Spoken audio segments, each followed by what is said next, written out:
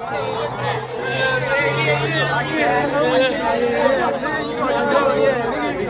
the block though, dead homies, fuck all that.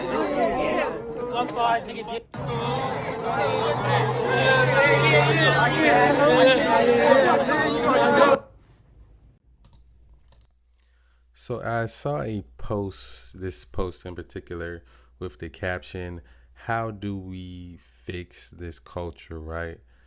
And to me, I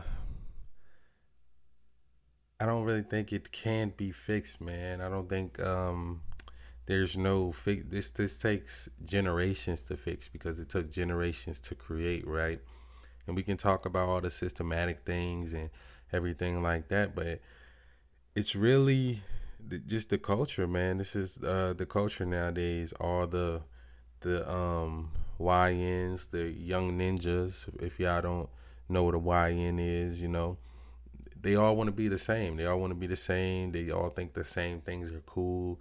They think that they have to, know the gang signs and be out on the block, be willing to fight, willing to tote guns, willing to, hurt somebody for their own benefit.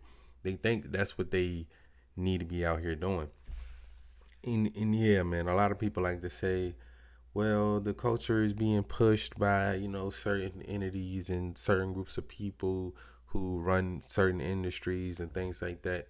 And yeah, that's cool. That's cool to say, but just saying that's not gonna fix it, right? They're the people, the powers that be. When they asked Leo or Cohen, I believe he's like the head of YouTube Music now. He used to run some record labels. When he was on the Breakfast Club years ago, they asked him about, artists that push drugs in their music and also do drugs and possibly die from drugs. He said, "Hey, I gotta feed my family, man." That's basically what it was. Like, he basically saying that, they are gonna push out what they feel like the people want to hear, what they feel like is gonna do the most streams, what they feel like is gonna, be the most like addictive type of music, right? He said they're gonna put the money behind that type of music because they want to make money, and that's all it's about. It's about their bottom line at the end of the day. But us as people, it's up to us to decide if we're gonna accept it. If we're gonna accept the narratives they want to push on us, because they don't care, bro. They don't care. They don't care. At the end of the day, if your favorite rapper gets killed or shot, or anything happens to your favorite rapper, he gets locked up, whatever, streams go up. Streams go up. Music goes up. There's nothing more valuable than a dead rapper that had a few hits, man. There's nothing more valuable for them than that. So they don't care, man. They don't care. They're gonna keep pushing it, and it's up to us to decide. Like, okay, are we gonna keep accepting these narratives? Are we gonna keep as men being outside the home and not with our kids, and allowing them to be in groups like this? Because mind you, I used to walk around in groups like this when I was a kid, right? And we weren't all necessarily throwing up gang signs and stuff like that. We just used to hang out, right? We used to hang out, all the kids. They seemed like school probably just got out not too long ago. They all in the neighborhood chilling, right? But it's just the optics of it, that you got some with ski mask on. They're all throwing up gang signs. Like, it just looks like y'all are there to cause trouble. It doesn't look like y'all about to go do some push-ups and go work on some football or some basketball or go study. This doesn't look like the after school study group. I'm sorry. And so people are gonna stereotype it, But let me go see what some of these comments are saying in the post. Maybe they have a better idea of how to fix this. Someone said you can't fix this and put this video right here. Yeah. Now this is just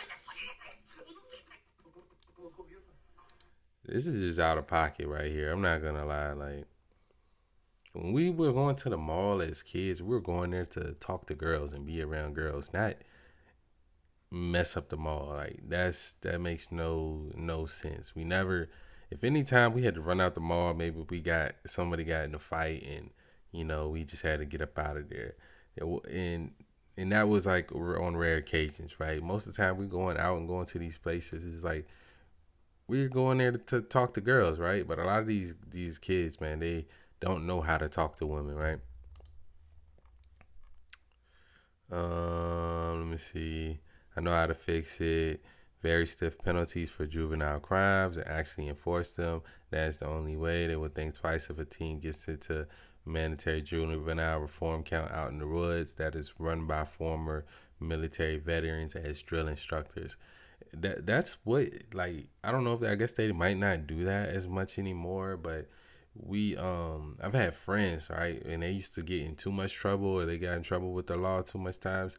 They'll get sent. I live in Virginia, right? They'll get sent to like these camps in New York where it's like, yeah, it's run by drill instructors and it's like made to reform them. And did they come back reformed? Somewhat. I don't think it really helped them that much. I do think it kept them from getting into further trouble, but did it really like change their personalities? Not really, not really. I do think for the meantime while they were there, it made them think twice about, okay, if I'm going to do something stupid, at least I better not get caught again, right? Let me see. Fentanyl. Someone says it's natural selection and we can hope for its acceleration. Basically saying that, these kids are going to end up being their own downfall eventually. So, we just got to let it run its course.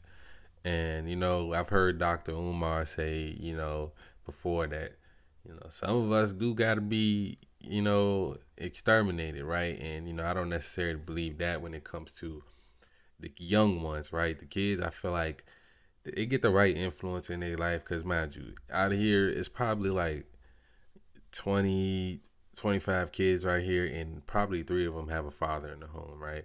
And that's a big part of it because if you got a father in the home, and I'm not talking about a father that still thinks he's a young guy and thinks he's a street guy and all that stuff. I'm talking about a real father that's a man in your house.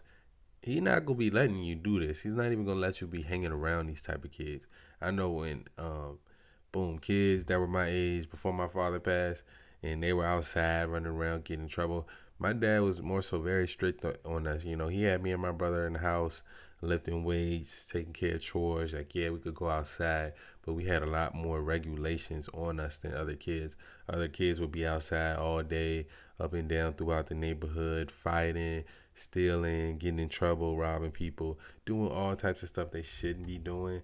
And me, I got, after my father passed, like, yeah, I didn't have that guidance, and I did start to get into some of that stuff, and mostly because my mom she had to work a lot, right? My mom had to work a lot, so I started to get into some of that stuff, but I still had certain values instilled in my mind, and football was my first priority, so I did have other positive, real positive male role models in my life to where I didn't have as much time to be out doing dumb stuff. But I like to think about solutions. So if you do have any solutions or any comments on this epidemic of YNs in the country, let me know. Let me know what you guys think about it, man. As always, love y'all.